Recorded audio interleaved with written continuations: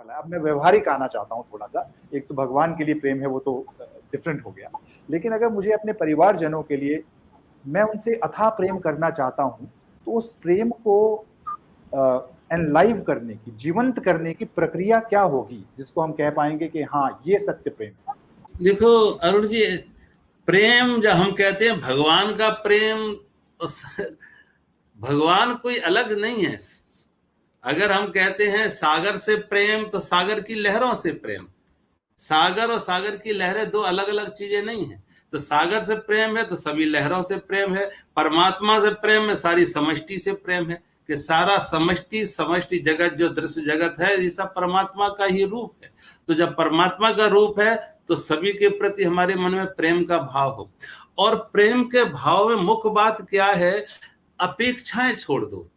कोई अपेक्षा रख के हम जब किसी को प्रेम करते हैं तो प्रेम नहीं है, वो गिव एंड टेक है। हम कुछ इन्वेस्ट करते हैं, कुछ रिटर्न चाहते हैं, वो हमारी अपेक्षा है, हमारी अपनी मांग है। लेकिन जहां कोई हमारी मांग नहीं है, कोई हमारी अपेक्षा नहीं है, तो वो हमारे अंतःकरण की, हमारे अंदर जो प्रेम है वो सहज बाहर प्रकट होता, क्रिया में होगा, वाणी से होगा, मन में है भाव, तो वो वाणी से व्यक्त होगा, हमारे व्यवहार से व्यक्त होगा। लेकिन ऐसे व्यक्ति में वो जो प्रेम है वो अंदर, बहुत बार वाणी भी से भी ना बोले, बहुत बार क्रिया से भी ना हो, तो आंखें बता देती। कभी कभी आप देखो, जितना गहन प्रेम होता है, गहरा प्रेम होता है, तो वो वाणी से का बसे नहीं होता है। यद्यपि मुख बोलत नहीं, नैन देते हैं रोए। वाणी से हम कह नहीं पाते हैं, लेकिन जो वाणी से नहीं कहा वो आंख के आंसू ने बता दिया। किसी माँ का इकलौता बेटा और कहीं दूर जा रहा है 2 4 5 साल के लिए, पढ़ने जा रहा है या नौकरी करने जा रहा है, तो बाहर 2 4 साल के लिए जा रहा है, वो इकलौता बेटा है। अब माँ जब बच्चे को, अपने बेटे को विदा दे रही है, सी ऑफ कर रही है, विदा कर रही है, तो अब माँ के पास कोई शब्द नहीं है बेटे को बोलने के लिए, कहने के लिए कैसे सी ऑफ करे। लेकिन माँ निशब्द हो जाती है, मौन हो जाती है, माँ निशब्द हो जाती है, मौन हो जाती है। और बेटा जब माँ की तरफ देखता है, माँ जब बेटे की तरफ देखती है, तो माँ के आंख बताती रहती है, माँ के आंखों से एक कम्युनिकेशन। और बहुत बार जो 2 बूंद आंसू आ गए, वो उस गहराई को जो वाणी से नहीं कहा जा सका, वो आंख के आंसू ने कह दिया। तो बहुत बार प्रेम कोई वाणी का विषय नहीं है। जितना गहरा प्रेम होगा उतना वाणी मौन हो जाती है और हमारी आंखें व्यक्त करती हैं, हमारे व्यवहार में वो भाव आ जाता है। तो कहीं भी अपेक्षाओं से हम मुक्त हों, हमारी कोई मांग ना हो, अपेक्षाएं ना हो। और जब जितनी ज्यादा अपेक्षा मुक्त होते हैं, उतना ज्यादा हमारे अंदर करुणा प्रेम सहज हो जाता है। और वो अंदर की एक भाव दशा है। जैसे हमने कहा फूल खिले और फ्रेग्रेंस आ जाती है, तो फ्रेग्रेंस लाई नहीं जाती, फूल खिलता है। ऐसे ही हमारा मन, अंतर मन शांत होता, स्वस्थ हो जाता, करुणा प्रेम उसकी फ्रेग्रेंस सहज में हो जाती है। उसे आरोपित नहीं की जा सकती, लाई नहीं जा सकती। ये भी बहुत लोग सोचते हैं कि प्रेम करो, प्रेम करो। प्रेम कोई क्रिया नहीं है, प्रेम होता है। प्रेम क्रिया नहीं होती कि करो, प्रेम होता है। और जब प्रेम होता है तो क्रिया में भी आ जाता है, और क्रिया में ना भी हो तब भी प्रेम है, तो हमारी आंखों से प्रकट होगा, हमारे आंसुओं से प्रकट होगा, हमारे मौन में भी प्रकट होगा, बिना शब्द के भी मौन में भी प्रेम। तो प्रेम की एक अवस्था होती है और वो एक स्वस्थ मन में आती है। तो प्रेम कोई ऐसे, वो कहीं भी कभी भी आप देखो, कहीं पे हम प्रेम का दिखावा करते, वो प्रेम का दिखावा प्रेम अगर डूइंग है, कि प्रेम इज डूइंग है, तो वो प्रेम नहीं है। प्रेम एक बीइंग होना चाहिए, प्रेम का एक भाव होना चाहिए, क्रिया नहीं है, एक भाव है। और जब भाव है तो क्रिया में वो अपने आप प्रकट होता कि हमारे अंदर प्रेम है या द्वेष है या वैर है। तो मुख्य रूप से मन से जितना हम शांत होते, स्वस्थ होते हैं, अपेक्षा मुक्त होते हैं, कामना मुक्त होते हैं, ना कोई एक्सपेक्टेशन है, ना कोई डिजायर है, और जितना इगोलेस होते हैं, अहंकार मुक्त भी होते हैं, उतने ज्यादा हमारे अंदर प्रेम के जो स्रोत हैं, वो इनर स्रोत, हमारे सोर्स अंदर से निकलते हैं, प्रेम के सहज प्रकट होते हैं सभी के प्रति। और प्राणी मात्र के, परमात्मा का मतलब है प्राणी मात्र के प्रति।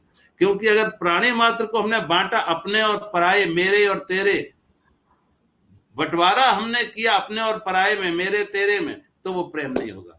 प्रेम खंड में नहीं है, प्रेम अखंड में। प्रेम समष्टि में है, एक एक को बांटने में नहीं है। तो प्रेम स्वामी की एक दशा, भाव दशा हमारे अंतर की है। स्वामी जी, मैं क्या समझ पा रहा हूँ, एक तो ये कि प्रेम जो है वो भाव है, लेकिन मैं फिर भी चाह रहा हूँ कि अगर मुझे वो नर्चर करना है भाव, या मुझे देखना है कि मेरे अंदर है या नहीं, तो आप कह रहे हैं कि अपेक्षा रहित अगर मैं प्राणी मात्र के लिए हमेशा ये भाव रखूं कि मुझे उनका भला करना है, मेरी वजह से किसी को दुख ना हो बल्कि उनके जीवन में आनंद का संचार हो, और बदले में मैं इसके ये ना सोचूं कि मैंने तुमसे प्रेम किया तो तुम भी मुझसे प्रेम करो, मैंने तुम्हारे लिए हेल्प की तो तुम भी मेरी हेल्प करो।